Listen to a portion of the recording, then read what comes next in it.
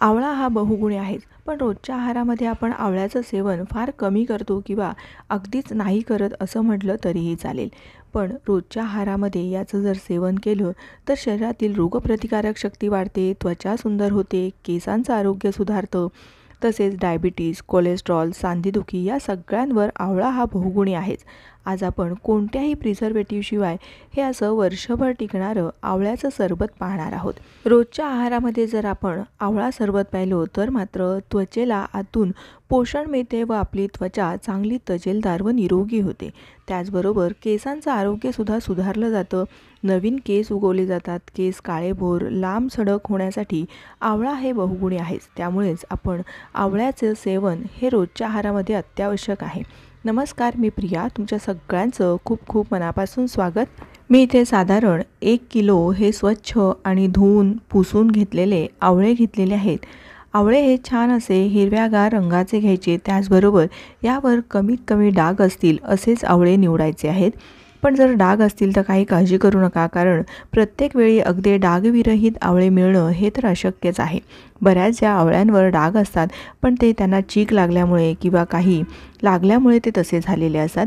यामध्ये आता आपण 2 लिंब आणि साधारण 2 ते 3 इंच आल्याचा तुकडासुद्धा घेतलेला आहे. आता हे धुवून आणि पुसून घेतलेले आवळ्याचे आपल्याला असे काप तयार करून घ्यायचे आहेत. काप करा किंवा मग जर किसून घेतलं तरीही चालेल.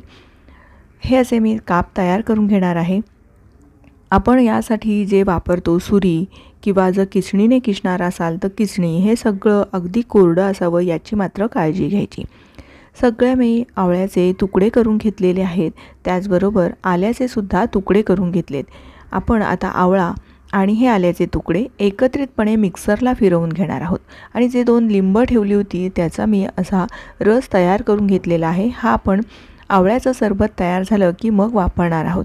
आता मी मिक्सरचं भांडं घेतलेलं आहे. मिक्सरचं भांडंसुद्धा अगदी कोरडं असावं. कुठेही पाण्याचा अंश शिल्लक राहता कामा नये, नाहीतर आपल्या आवळ्याचा रस हा टिकणार नाही, त्याला बुरशी येऊ शकते. आता हे मिक्सरमध्ये जरासुद्धा पाणी न घालता असंच हे चांगलं फिरवून घ्यायचं आहे. आता हे बघा, अगदी बारीक पाणी न घालतासुद्धा हे आवळे अगदी छान मिक्सरमध्ये असे पटकन असे बारीक होतात.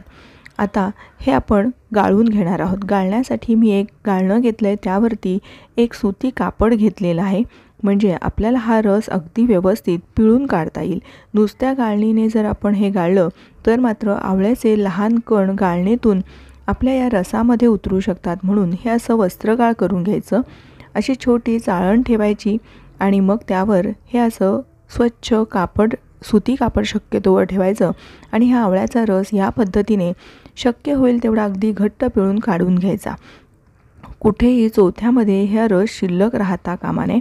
सगळ्याच आवळ्यांचे मी असा रस काढून घेतला आणि हा जो शिल्लक राहिलेला चोथा होता यामध्ये जर तुम्ही थोडीशी जिरा पावडर, हिंग, काळे मिरी पावडर, काळं मीठ किंवा जे सैंधव मीठ असं ते वापरून यामध्ये जर कालवून ठेवलं तर मात्र अगदी मस्त हे मुखवास म्हणून उपयोग करता येईल. किंवा जर काहीच नाही केलं तर मात्र नुसतीच ही आवळ्याचा किस जर वाळवून ठेवला तर आपल्याला याची आवळा पावडरसुद्धा बनवता येते.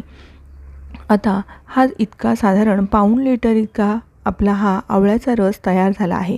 1 किलो आवळ्यापासून पाऊण लिटर आवळ्याचा रस तयार झाला. यामध्ये जे 2 लिंब घेतली होती त्याचा हा रस घालून घेतलेला आहे. लिंबाचा रस हे सुद्धा एक प्रिझर्वेटिव्हचं काम करतं. त्यामुळे आता आपल्याला इथे कुठलेही वेगळे प्रिझर्वेटिव्ह वापरण्याची गरज नाही. हा रस जितका आहे तेवढंच आपल्याला यामध्ये पिठी साखर किंवा साधी साखर कुठलीही तुम्ही घालू शकता. जेवढा रस आहे तेवढंच मोजून घ्यायचं आणि तेवढ्याच प्रमाणामध्ये पिठी साखर घालायची आहे. जर तुम्हाला जास्त गोड सरबत आवडत असेल तर जास्त पिठी साखर वापरली तरीही चालेल. इथे मी साधारण 1 मोठा चमचा काळं मीठसुद्धा वापरलेलं आहे. साखर हे सुद्धा एक प्रिझर्वेटिव्ह असल्यामुळेच आपल्याला यामध्ये कुठल्याही प्रिझर्वेटिव्ह घालण्याची गरज नाही. फक्त एक काळजी घ्यायची आहे की जे आपण साहित्य वापरणार आहोत किंवा ज्या आपण बॉटलमध्ये भरून ठेवणार आहोत, ही बॉटलसुद्धा मी स्वच्छ धुवून पुसून आणि उन्हामध्ये वाळवून घेतलेली आहे. ती आतून कोरडी असणं फार गरजेचं आहे, कारण कुठेही पाण्याचा अंश जर शिल्लक राहिला तर आपलं सरबत मात्र लवकरात लवकर खराब होऊ शकतं. आता हे सरबत असं जरी आपण वर्षभर ठेवलं तरीही ते अगदी चांगलं राहील. फ्रीज बाहेरसुद्धा हे बरेच दिवस चांगलं राहतं, पण फ्रीजमध्ये ठेवलं तर मात्र अगदी वर्षभरसुद्धा हे अजिबात खराब होत नाही. जेव्हा तुम्हाला हे सरबत प्यायचं आहे, सकाळी जर अनोशापोटी तुम्ही हे जर सरबत असं करून प्यायले तर मात्र आपलं शरीर डिटॉक्स होतं. डिटॉक्स होतं म्हणजे काय होतं, तर शरीरातील विषारी पदार्थ बाहेर काढले जातात. त्याचबरोबर वजन कमी करण्यासाठी, ॲसिडिटीचा ज्यांना त्रास असेल त्यांच्यासाठी, ज्यांना डायबिटीज आहे त्यांच्या रक्तातील साखरेची पातळी नियंत्रणात राहण्यासाठी, सांधेदुखीसाठी, जे बॅड कोलेस्ट्रॉल असतं त्याचं प्रमाण कमी करण्यासाठी हे सरबत फार गुणकारी आहे. रोजच्या आवळ्याच्या सेवनाने मात्र आपली त्वचा, केस, डोळ्यांचं आरोग्य सुधारलं जातं. त्याचबरोबर रोगप्रतिकारक शक्ती वाढली जाते. त्यामुळे रोजच्या आहारामध्ये तुम्ही आवर्जून हे आवळा सरबत प्यायलाच हवं. आणि सकाळच्या वेळी जेव्हा अनोशापोटी आपण हे असं सरबत घेतो त्याचे तर फायदे आपल्याला खूप पटीने होतात.